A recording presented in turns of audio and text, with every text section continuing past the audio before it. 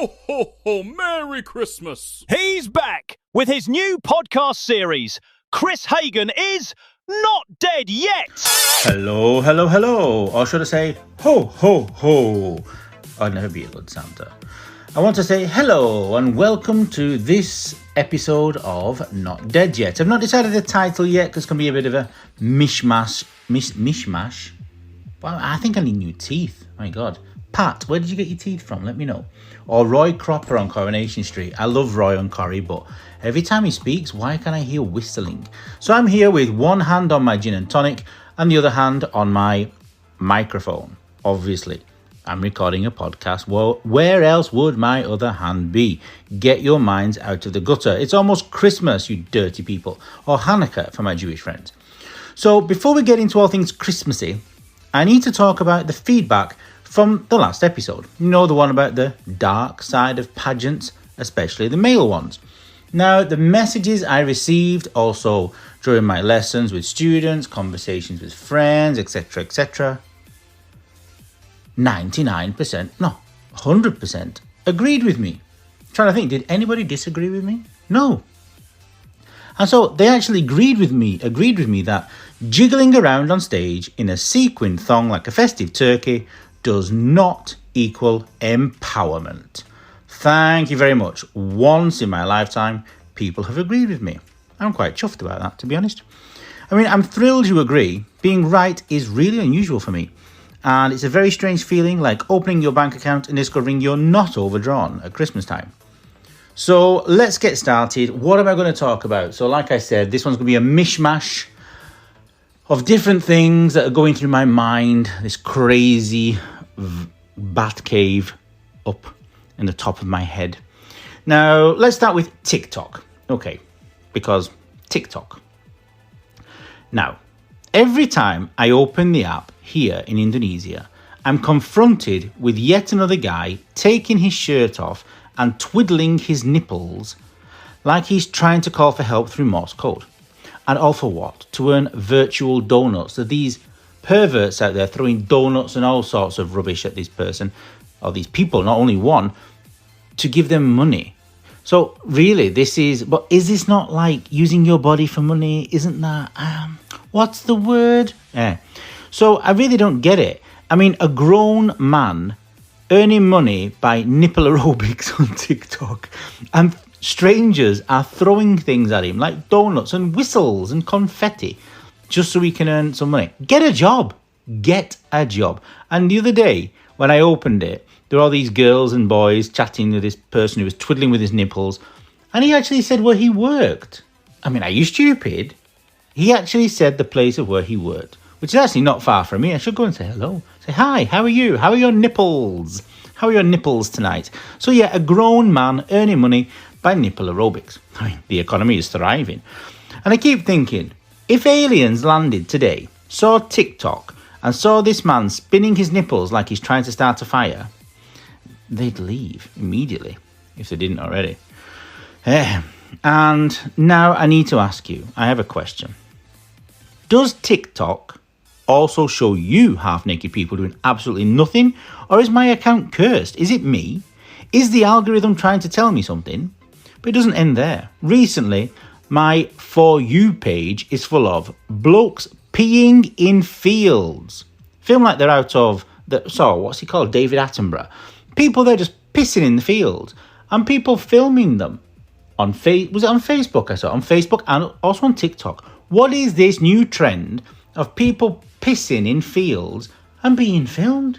And as well, what I don't understand is, if nudity is not allowed, why can I see someone's penis with liquid coming out of it, pee, coming out of it, on Facebook and Instagram? And who are these people who are filming these people? And who are these people allowing other people to film them peeing in a field? I don't get it. You're not a cow. Also, shiny men with baby oil all over them going live. Literally everywhere you look on TikTok, Instagram, also on Facebook, like I said, even Facebook, which is for old people. Soon it'll also be on LinkedIn, could you imagine? They're all oiling themselves up, puffing and panting, doing push-ups for donuts, and people throwing things at them. What was the one? Someone threw what was it? Some strange thing. Anyway, I don't know. I don't know how it works, and I never want to know. And also, something else I've just... It's a proper rant today. I don't know why. Happy Christmas. And also, on Facebook, I don't know if you've seen this as well. When you open it, all these reels pop up of the men peeing in fields, naked guys at pageants in sparkly thongs, and people zooming in on their crotch as if to say, look how empowered these people are. That's called sexual exploitation, my dear, not empowerment. But also now, I don't know why, and I don't know what to understand from this. I don't understand what's going on, seriously. There are videos of, I think it's the Indian army, the Indian military, and they're videoing the doctors, I guess, or sergeants, I don't know who, feeling up the soldiers in their underwear, touching them here, there, and everywhere, and probably even more, I've no idea, not accusing anybody, but from the content of the videos. Now, okay, a doctor does a medical on a soldier. I get that, yeah. But why does it need to be public on Facebook or social media? Why do I need to see a doctor's hand pushing up a man's schlong in his underwear in India? Or people punching their stomach while they're doing press-ups in their underwear, push-ups in their underwear, and pull-ups. I don't get it. What the hell is going on? Really? This is medical... This is like a medical documentary. I don't get it. Really, am I the only person seeing these things? If so, I need to delete all social media. So for Christmas, all I want is one simple thing. An application, an app for young guys out there, where I don't see nipples, fields of pee, or seductive healthcare demonstrations. I mean, is that too much to ask? So a question for you guys. Got a lot of questions today.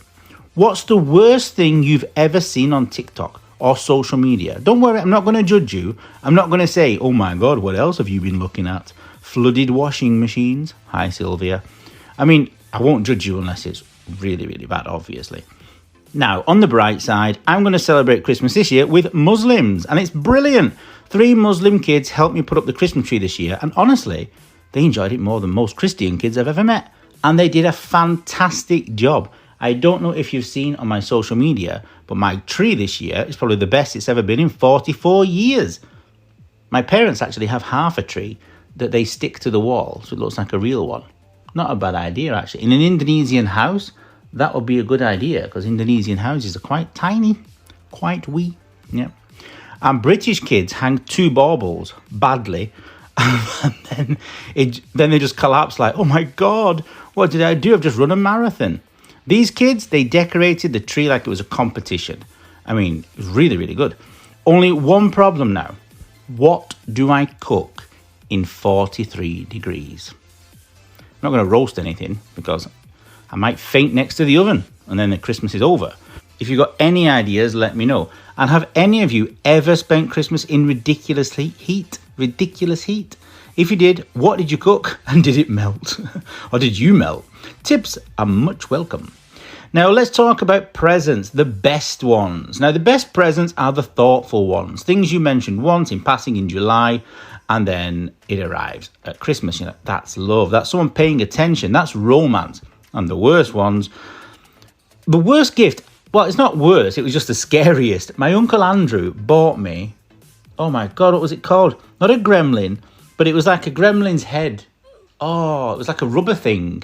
Do any of you remember in England? It's like a rubber thing that used to put your hand in the back of it like a puppet. And I think I ate the tail. What the hell was it made out of? But when I opened the box, I unwrapped it and turned it round and this face was looking at me. I jumped out of my skin. It was crazy.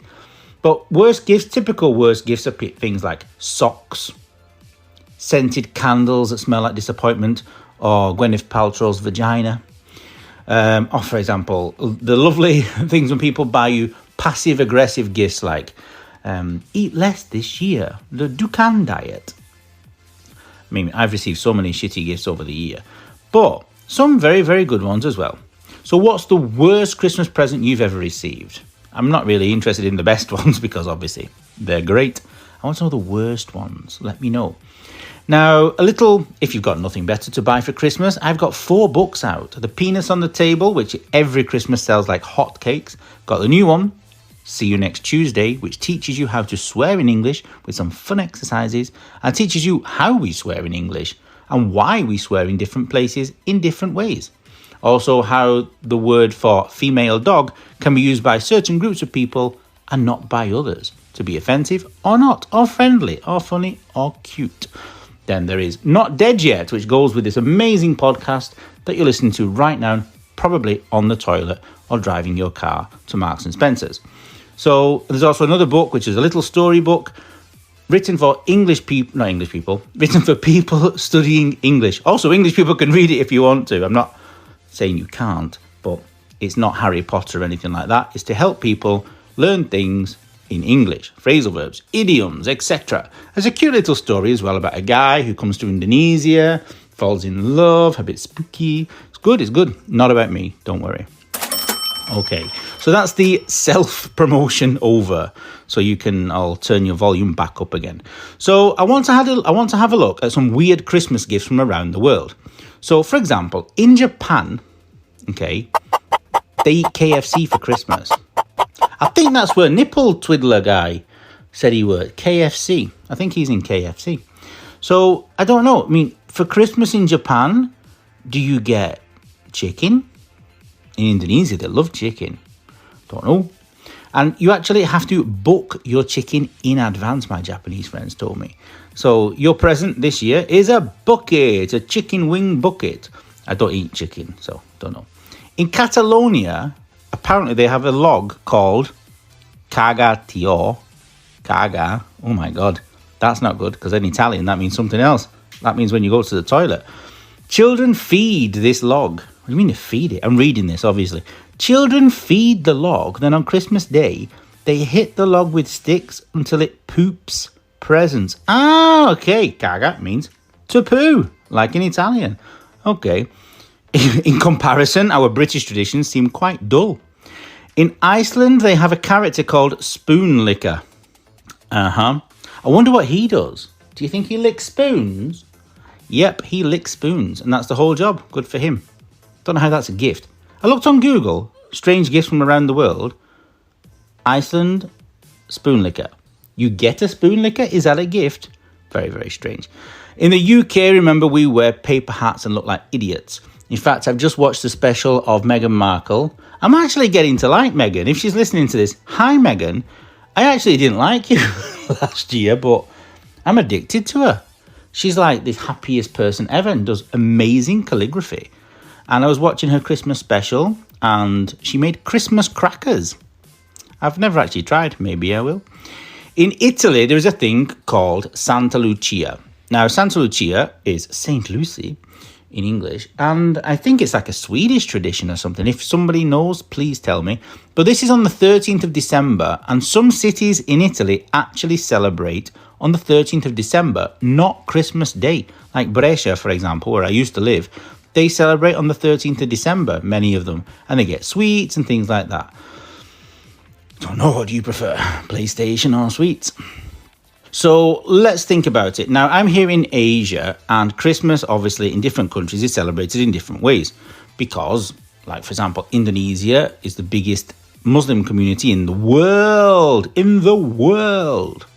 And so I've got a few points that I've noticed from Indonesia, Vietnam, and Malaysia, the places where I am the most at the moment.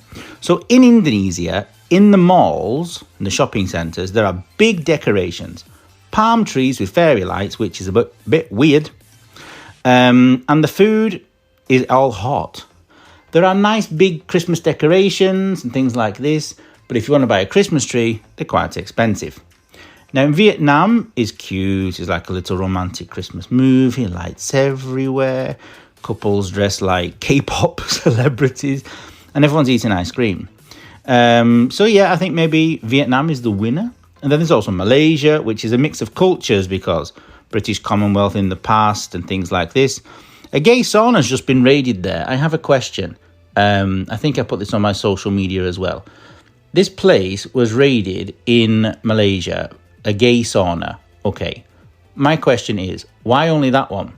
I'm not saying raid gay saunas. That's not what I'm saying. But on Google, there are millions of websites that tell you about gay saunas in Malaysia. and in Kuala Lumpur. So why did they choose that one to raid? And there were some English people in it. I saw this because of the BBC. The good old BBC. Sharing the news, the best news of the world. The best news of the world was a gay sauna was raided in Kuala Lumpur. Obviously a slow news day. Yeah. So in Malaysia, there's lots of different things, like Indians, international people. And so everything mixes. And also definitely in Malaysia at this moment in time, you need air conditioning because it's hot, just as hot as here. But yeah, I think Vietnam really is the most Christmassy out of Indonesia, Vietnam and Malaysia at this moment in time. So there you go. So that's today's festive episode. We covered male pageants and the thong of doom, nipples on TikTok, field peeing influencers, medical exams with suspicious hand placement, Christmas in 43-degree heat, best and worst presents, weird global traditions, Christmas here in Asia, and also my books, mentioned as politely as humanly possibly. And if nothing else, I hope this episode entertained you, distracted you, or at least made you late for work. Only joking. Please don't be late for work. We Brits love to be early. So have a fantastic Christmas. May your gifts be thoughtful, pee-free, and may your TikTok be nipple-free, and may your oven stay off in hot weather. So now, go and answer some of these questions, send me direct messages. I want to know your opinion about what I'm talking about. I want to know, have you experienced the same thing? Or am I the only one seeing doctors in India feeling up soldiers? And other people peeing in fields? Happy Christmas.